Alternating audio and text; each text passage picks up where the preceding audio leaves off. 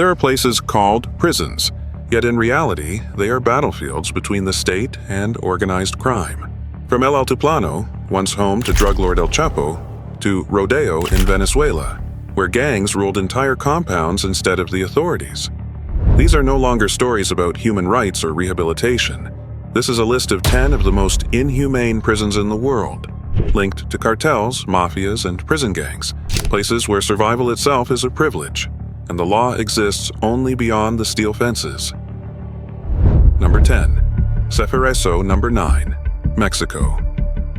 In Ciudad Juarez, a brutal border city where rival cartels fought for every street, there once stood a federal prison known for its strictness, yet it eventually faded into silence. Ceferezo Number 9, also called Norte, was never a low-security facility. It served as a transfer point for high-profile inmates, including Joaquin El Chapo Guzman. The prison is located in Reserva El Canton, at kilometer 338 on the Pan-American Highway between the industrial zone of Juarez and the Samalayuca Desert, and designed to hold between 934 and 1,148 inmates. It consistently operated beyond capacity. Government records from February 2013 reported 1,496 inmates, about 60% over capacity. In Trinitor's January 2014, it still exceeded the limits by 39%.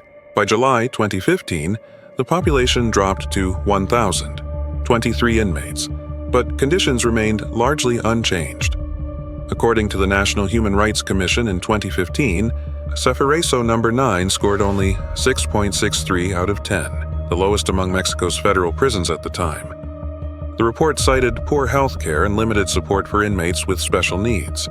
It was not brutal in the same way as Pedrinhas in Brazil or Rodeo in Venezuela, but it was cruel in its isolation, located in the remote desert, far from families, lacking rehabilitation programs, and functioning like a forgotten outpost. On May 7, 2016, El Chapo was unexpectedly transferred from Altiplano to Ceferezo Number 9. According to Mexican media, the move aimed to cut his communication with the Sinaloa cartel network. Yet, only a year later in January 2017, he was extradited to the United States, while the very prison that once held him began to shut down. On December 27, 2020, the Mexican government, through the Diario Oficial de la Federación, officially removed Ceferezo Number 9 from the federal system and ordered its closure. All inmates were relocated to other federal facilities. No specific reason was publicly stated, but local media noted that the prison was no longer considered essential under new federal security policies. However, the story of Ceferezo Number 9 did not end there. Between 2023 and 2025, the state of Chihuahua began restoring the facility to reopen it as a state-level prison, aiming to ease overcrowding at Ceferezo Number 3, the site of a deadly riot in January 2023. The first phase is expected to house 300 inmates by late 2025, expanding later to 1,200 with 11 modules and a Maquila-style work program. Ceferezo Number 9 is a strange exception, a prison that once held international-level criminals but was erased from the federal map. No gunfire, no riots. It was quietly buried by something colder: bureaucratic abandonment. Number 9. La Mesa, Tijuana, Mexico. La Mesa State Penitentiary in Tijuana, just across the U.S.-Mexico border, was once described by international reporters as a place where official state power clashed with an informal internal system of control. Before 2002, the prison operated under a bizarre model. Inside its walls existed a neighborhood known as El Pueblito, where well-off inmates could build private housing, run small restaurants, open convenience stores, and trade goods openly. Reports from that time revealed that some family members were even allowed to live inside with the inmates. Money determined rank, creating a system of negotiated imprisonment, where state authority existed only on paper. In 2002, the Mexican government intervened. Authorities launched a massive operation, removed all relatives, tore down hundreds of improvised buildings, and transferred dangerous inmates to El Hongo prison in Tecate. La Mesa was forced to return to centralized state control, yet structure changed more easily than culture. The underground power networks did not disappear, they simply went deeper. 6 years later, in September 2008, La Mesa erupted in 2 violent uprisings within 5 days. The first occurred on September 13th, leaving at least 3 to 4 inmates dead. 5 days later, on September 18th, a larger riot broke out, resulting in at least 19 deaths and more than 12 injuries. Reports vary, with some citing up to 20 victims. The Army and federal forces surrounded the compound, helicopters circled above, and tear gas was used to regain control. Officials later cited multiple causes: overcrowding, smuggled phones, and conflicts between inmate groups. Following the riots, about 200 to 250 high-risk inmates were transferred elsewhere to prevent further violence. Even after the state reasserted control, La Mesa continued to struggle with overcrowding. In 2021, 265 inmates were moved to El Hongo to reduce pressure. In February 2023, another 600 to 1,000 inmates were transferred, sparking protests from families upset about higher travel costs for visits. La Mesa no longer has El Pueblito, but traces of its past remain. It is not a lawless stronghold like Rodeo in Venezuela, nor an isolation fortress like ADX Florence in the United States. La Mesa is dangerous for another reason. It shows what happens when the state steps back long enough for a parallel power structure to take root. Even after it is torn down, the system it created continues to breathe beneath the surface. Number 8. La Picota, Colombia. La Picota is a raw example of how power and organized crime survive behind prison walls. Its official name is COMEB Cobog, Complejo Penitenciario y Carcelario Metropolitano de Bogotá, located at Kilometer 5 on the Usme Highway. Many Colombian outlets have described it as the largest prison in the country, not only in size but because it reflects the core illness of South America's correctional system: overcrowding, criminal operations from inside, and privileges for those with money. According to El Tiempo, on June 28, 2024, La Picota was built for 6,123 inmates but held 7,249, about 18% over capacity. The Colombian government declared a prison emergency in February 2024, but according to the International Committee of the Red Cross in March 2025, conditions kept deteriorating: water shortages, poor health care, hidden violence, and widespread extortion. In June 2025, Bogotá police is working with AULA and INPEC raided Pavilion Number 6 inside La Picota. They seized 40 cell phones, 60 SIM cards, 18 improvised weapons, and 5 black ledgers containing extortion scripts. Investigators said the ring was a mafia call center that made threats to businesses and families, generating nearly 250 million pesos per month. It was not an isolated case.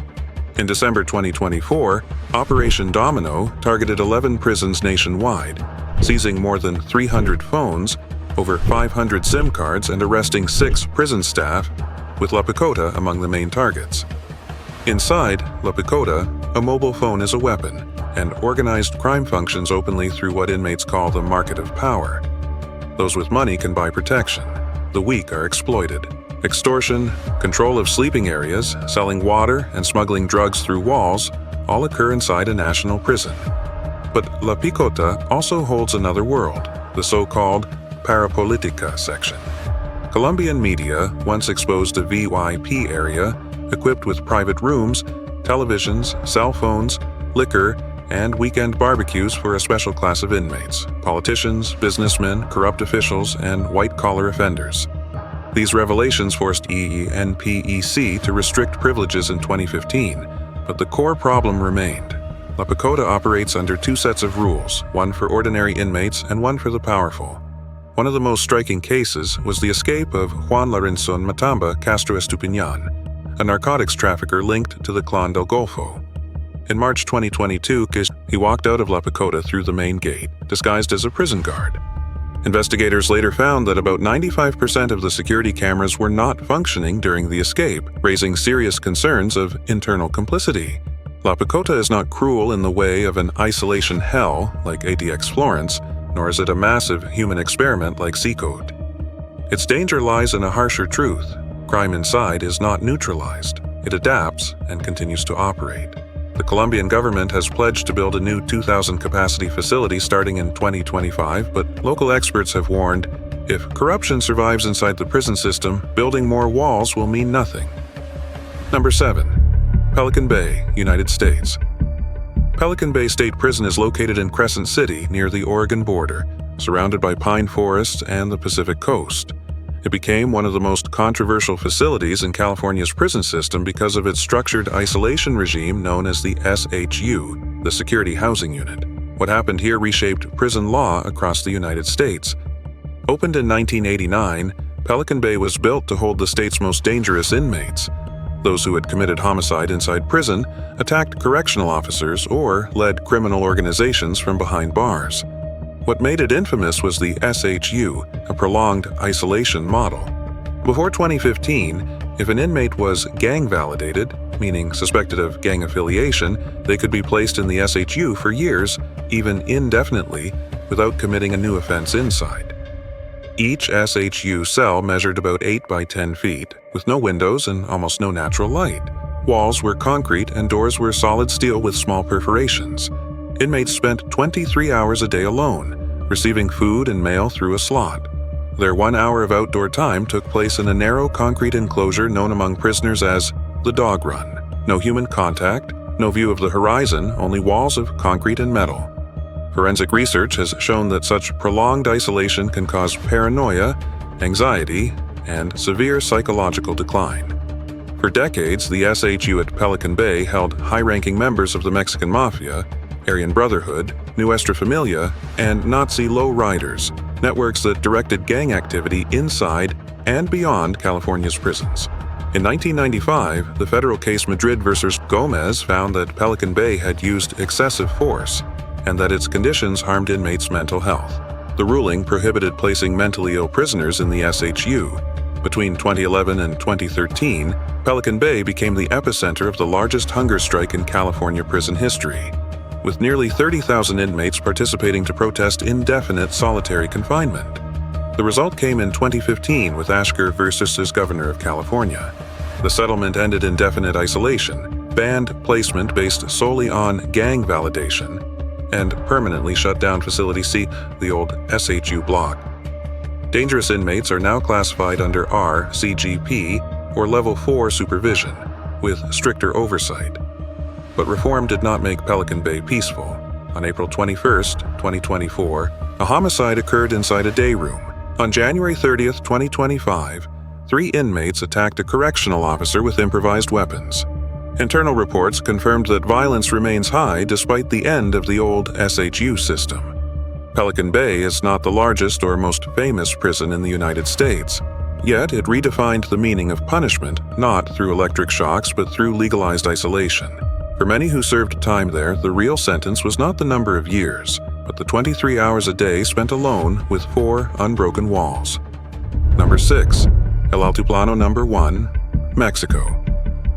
El Altiplano Number 1, the federal maximum security prison located in Almoloya de Juarez, state of Mexico, was built between 1988 and 1990 and began operating in 1991. It was designed as the most secure facility in the country, a fortress intended to prevent any possibility of escape or criminal coordination from within.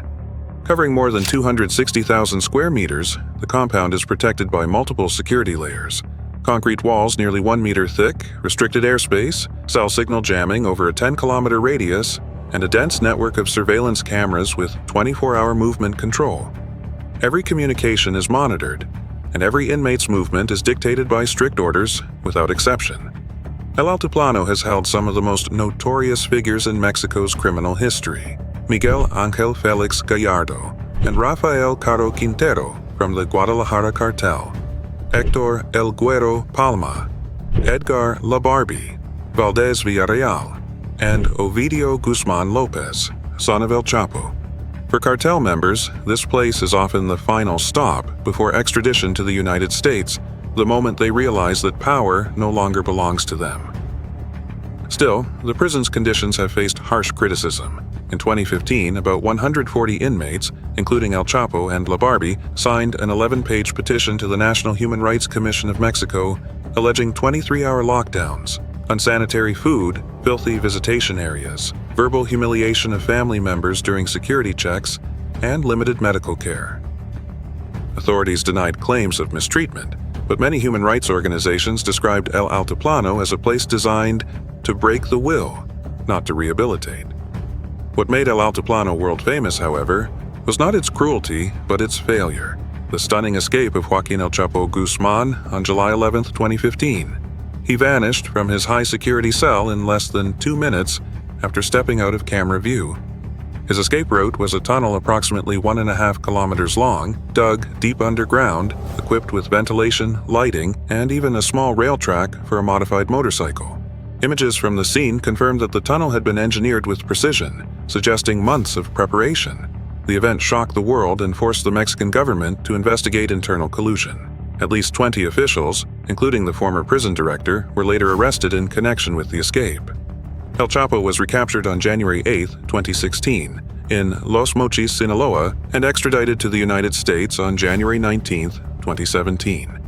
But the escape left a permanent scar, proof that Mexico's most secure fortress was not defeated by force, but by corruption. Between 2023 and 2025, El Altiplano continued serving as the holding center for major cartel leaders awaiting extradition. Ovidio Guzman was transferred from here to the United States on September 15, 2023. Rafael Caro Quintero, captured again in 2022, was among 29 individuals scheduled for extradition in late February 2025. El Altiplano remains the centerpiece of Mexico's anti-cartel incarceration system, but the 2015 escape still stands as a reminder: no security structure is immune to decay from within. Number 5. ADX Florence, United States. Once you arrive at ADX Florence, it means that power, money, and fame have lost all value. This is not an ordinary prison, it is the final station of the American correctional system. Former Warden Robert Hood once described it as a clean version of hell. Located in Colorado, amid the barren landscape of Fremont County, ADX opened in 1995 to replace USP Marion after several deadly assaults on staff. It is the only federal Supermax facility in the United States built to hold inmates considered unmanageable anywhere else. The population is relatively small, between 335 and 357 inmates as of 2024 to 2025, but it houses the most dangerous men in the country. Its roster reads like a criminal history museum: Joaquin El Chapo Guzman of the Sinaloa Cartel, Ramzi Youssef, mastermind of the 1993 World Trade Center bombing, Zacarias Moussaoui, linked to the September 11th attacks, and Dzhokhar Tsarnaev, the Boston Marathon bomber. In June 2025, Genaro Garcia Luna, Mexico's former Secretary of Security convicted of collaborating with cartels, was transferred here, reinforcing ADX's role in neutralizing globally influential offenders. In April 2024, a federal court denied El Chapo's request for increased communication privileges, confirming that confinement here is non-negotiable. What makes ADX the harshest prison in America is not physical violence, it is absolute isolation. Each cell measures roughly 7 by 12 feet, made entirely of concrete. The window is only 4 inches wide, positioned to face the sky or a wall, enough to let in light but not a view of the world. Inmates spend 23 hours a day alone, with 1 hour of recreation in a small enclosed concrete yard often described as an empty swimming pool. Communication is systematically stripped away. According to CBS 60 Minutes and local authorities, inmates receive only 1 to 4 phone calls per month, each limited to 15 minutes, depending on security status. Those under AMS, Special Administrative Measures, are almost entirely cut off from outside contact. All correspondence is screened, and visits occur only through thick glass barriers. ADX contains 2 deep security areas: the H Unit, reserved for inmates under SAMS, and Range 13 Sturms, the most isolated block in the nation, described as a prison within a prison, where there is no direct human contact. Prolonged isolation has been repeatedly challenged in court. The case, Cunningham versus BOP, ended in 2016, requiring the Federal Bureau of Prisons to transfer more than 100 mentally ill inmates out of ADX and to improve its treatment programs. Yet the essence of ADX remains unchanged. It was never meant for rehabilitation, but for neutralization. At ADX, The sentence is not measured by the number of years. The real punishment is silence. Number 4. CECOT, El Salvador. CECOT, the Center for the Confinement of Terrorism in El Salvador, is currently one of the most controversial prisons in Latin America. Not because of chaos like Rodeo in Venezuela, nor because of corruption like many facilities in Mexico, but because it represents absolute state control. No mercy, no negotiation. Located in Tecoluca, San Vicente Department, about 60 kilometers from San Salvador, CECOT was inaugurated on January 31, 2023.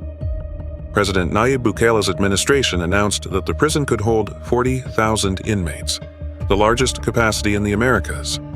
In April 2025, Bukele declared plans to expand it to 80,000, framing CECOT as a symbol of his war against the MS-13 and Barrio 18 gangs. In terms of design, CECOT does not resemble a traditional prison. It is built as a controlled fortress. Double reinforced walls, electric fencing, 19 watchtowers, metal detectors, and body scanners at every passageway. Guards live inside the compound to prevent information leaks. Every gate is operated from a central command room. Inmates rarely touch a physical lock.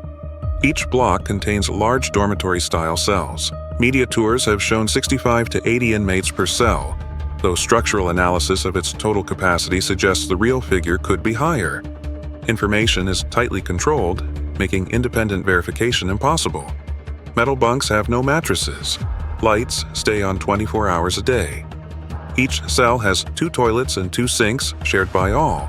No personal belongings, no books, no radio. Inmates are handcuffed behind their backs when moved. According to Human Rights Watch and the Associated Press, there are no family visits, legal contact is heavily restricted, and no educational or rehabilitation programs exist. Independent observers reported that inmates leave their cells for only about 30 minutes a day in fully enclosed yards. From 2023 to 2025, organizations such as Human Rights Watch, Amnesty International, the Inter-American Commission on Human Rights, and the UN Human Rights Office accused the system of arbitrary arrests, prolonged isolation, restricted access to water and health care, and unexplained deaths under custody. The Salvadoran government rejected the accusations, calling them misinformed campaigns by international groups who do not understand the reality of crime in El Salvador. But one number is hard to ignore. In 2024, El Salvador recorded only 114 homicides, the lowest figure in more than 30 years, nearly 10 times lower than during the gang-dominated era. Surveys in 2025 show that over 80% of citizens support Bukele's policies, even if it means sacrificing human rights for security. CECOT does not try to hide its harshness. It was built to make criminals fear the state, something unseen in El Salvador for decades. Whether praised or condemned, one fact remains. CECOT has redefined the modern concept of punishment through the logic of the iron hand. Number 3. Calapalca, Peru. Calapalca is one of the most criticized prisons in South America due to conditions widely described as inhumane. It sits more than 4,600 meters above sea level, deep in the Andes near the Bolivian border, over 200 kilometers from the nearest city. It is not a place meant for human habitation, and that is precisely why Peru built a prison there. The goal was complete isolation. Constructed in 1997 and operated by Peru's national prison system, Calapalca was officially created for high-risk inmates. In practice, it became an exile camp, a place to remove those considered influential in the criminal world: drug lords, gang leaders, and cross-border crime organizers. Criticism of Calapalca does not focus on violence among inmates, but on the environment itself, which many call destructive to the human body. The thin air causes chronic headaches, breathing difficulty, and cardiovascular problems. Severe cases can lead to high-altitude pulmonary edema, a potentially fatal condition. Temperatures often drop below 0 degrees Celsius at night. Nearby regions have recorded lows between -19 and -28 degrees. There is no heating system. Electricity runs for only a few hours each day from generators. Water is hauled from distant sources and often unsafe to drink. Most cells are damp, poorly lit, and unsanitary. Many inmates describe it as a survival prison, where the weak collapse before discipline is even enforced. According to international human rights groups, Calapalca offers no rehabilitation or education programs. Its primary goal is control and isolation. Family visits are nearly impossible due to distance, cost, and extreme weather. Lawyers face major barriers to meet clients. Experts often call chalapalca a punishment beyond the sentence itself, separation not only from society but from the human world.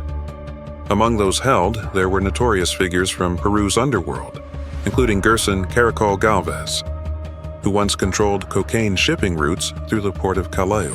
International offender Joran van der Sloot, linked to 2 homicide cases, was also held there before being extradited to the United States. In Peruvian criminal circles, one phrase says it all: they sent him to Chalapalca. It means no power, no voice, no choice. Despite over 2 decades of international pressure to close it, Chalapalca remains operational as of 2025. It has seen few riots, few deaths, and little open conflict, yet it endures for a simple reason: it works at breaking people down. Number 2. Rodeo, Venezuela. Not every brutal prison lies in Mexico or El Salvador. In Venezuela, there is one that reporters once called a battlefield surrounded by walls. That place is Rodeo. Rodeo is located in Guatire, Miranda State, near the capital, Caracas. The complex consists of Rodeo 1, opened in 1983, Rodeo 2 in 1996, and Rodeo 3. It was originally designed to hold 1,434 inmates, 750 in Rodeo 1 and 684 in Rodeo 2, but at times the population exceeded 2,100. Overcrowding was only part of the problem. Rodeo became infamous because it once fell under the control of organized crime, where pranes, inmate gang leaders, ruled every aspect of life inside the walls. The major crisis erupted in 2011. After a riot, Venezuelan security forces deployed nearly 5,000 soldiers and police officers to surround Rodeo 1 and 2. The mission: to retake the facilities from armed inmates.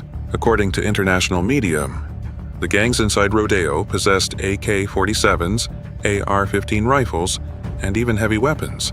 The standoff lasted almost a month. The Inter-American Commission on Human Rights reported at least 19 people lost their lives and 25 were injured during the first days of the operation. Other reports estimate between 22 and 29 deaths in total. On July 6, 2011, the Inter-American Court of Human Rights issued an emergency order requiring Venezuela to protect the lives of those detained at Rodeo, one of the rare times a South American nation was placed under such urgent scrutiny for prison violence. Rodeo became a symbol of institutional collapse. Inmates used satellite phones from inside. Weapons entered through corruption, and newcomers were assigned housing based on gang hierarchy. At certain points, the law of the prison was stronger than the law of the state. Although conditions seemed to stabilize after 2011, Rodeo returned to global attention between 2024 and 2025. Amnesty International, Human Rights Watch, UOLA, and other regional organizations accused Venezuelan authorities of using Rodeo 1 to detain political prisoners and foreign nationals under isolation, with limited medical care, scarce drinking water, and poor sanitation. They warned of possible cruel or inhumane treatment. The Venezuelan government denied the allegations and blocked independent inspections. Rodeo's cruelty does not come from an overly strict regime. It comes from the absence of one. It is a place that shows what happens when control disappears and violence fills the void. Looking at Rodeo reveals a hard truth. Sometimes the most dangerous prisons are not the most secure, but the ones where no one is truly in charge. Number 1. Pedrinhas Complex, Brazil. While many prisons around the world are dangerous because of the inmates, Pedrinhas became a disaster because the state lost control entirely. The Complexo Penitenciario de São Luís, commonly known as Pedrinhas, is located in Maranhão State, northern Brazil. It was once the epicenter of the most violent prison crisis, as in Latin America, a place where gangs controlled entire wings as their private territories. In 2013, at least 60 inmates were killed in a series of coordinated massacres inside Pedrinhas. In January 2014, a video showing 3 prisoners being decapitated inside the compound shocked Brazil and the world. The United Nations formally demanded that Brazil conduct an independent investigation. Reports described the killings as organized acts carried out by rival criminal factions fighting for internal control. 2 dominant groups ruled Pedrinhas during that era: Bonde dos 40, known as B40, and Primeiro Comando do Maranhão, or PCM. Their conflicts extended beyond the prison walls. They ordered attacks on city streets, burned buses, and opened fire on police officers in retaliation for government crackdowns. Human rights reports say prison administrators began separating inmates by faction to reduce direct clashes, but this only legitimized the gang's internal rule. The situation became so severe that on December 16, 2013, the Inter-American Commission on Human Rights issued Emergency Measure MC 367/13 to protect the lives and physical integrity of those detained in Pedrinhas. The Inter-American Court of Human Rights later reaffirmed these measures in 2014 and again between 2018 and 2019, ordering Brazil to reduce overcrowding, separate inmates by risk level, and regain institutional control. Living conditions in Pedrinhas were described as inhumane. Cramped cells, lack of clean water, decaying infrastructure, and inmates forced to sleep on floors or even in restrooms due to overcrowding. Reports documented burn injuries from boiling water, violent beatings, and abuse during suppression operations. One Brazilian human rights group summarized it simply, "In Pedrinhas, the state keeps the walls, but everything inside belongs to crime." Under international pressure, Brazil was forced to reform. Overcrowding decreased. New units were built, surveillance improved, and special operations teams were deployed inside the compound. Educational and work programs began. By 2018, 431 inmates from Maranhão passed the national NM-PPL exam for prisoners. Yet, despite progress, reports from 2023 and 2024 continued to cite violence and human rights violations. The core of Pedrinhas has not fully changed. It remains a lasting scar, a symbol of how Brazil once lost control of its prisons and how that wound has never completely healed.